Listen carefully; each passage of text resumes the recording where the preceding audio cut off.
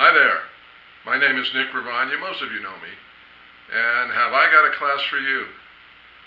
Action rebuilding, making the right choices.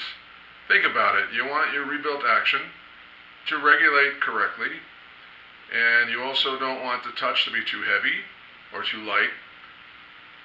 Obviously there are many decisions to make along the way, such as should I relocate a capstan screw? How about my new shanks? Should I get the same knuckle location? Should I get something different for better geometry? And what about hammer weights? And what about key leads? I know you're wondering. Well, I've done this work many times, and I want to let you in on how I go about it, detail by detail. The following video shows some of the high points of my class, and I think you'll agree you can't miss it. See you there.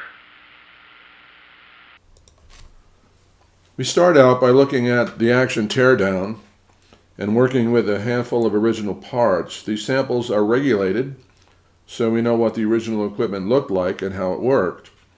Notice the action rack is marked, indicating where the original hammers made contact. Down weight and up weight, obviously, we need to look at. I'm making a mock-up of the intended replacement parts is crucial. Here we're working with a little capstan boat to finalize where a capstan location would be.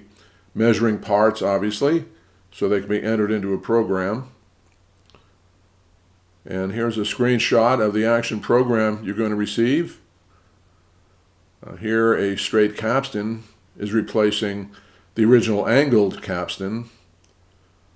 Capstan boats are critical, and here's one version of a capstan boat.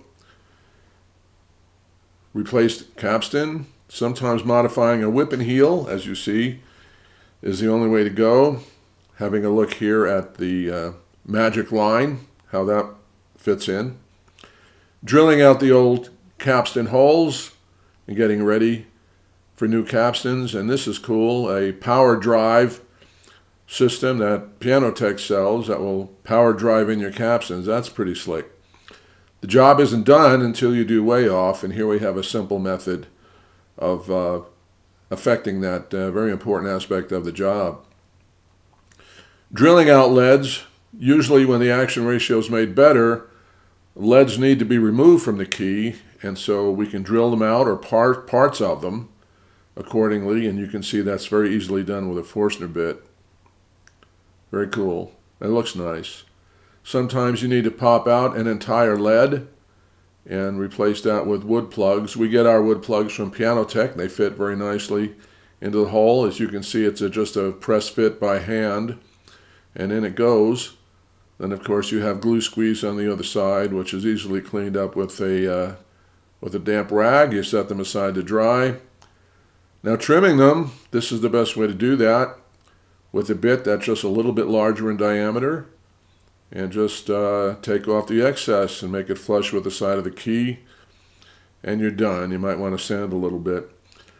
Now here we reduce some leads in an effort to get 50 grams of down weight. It was too light at 43.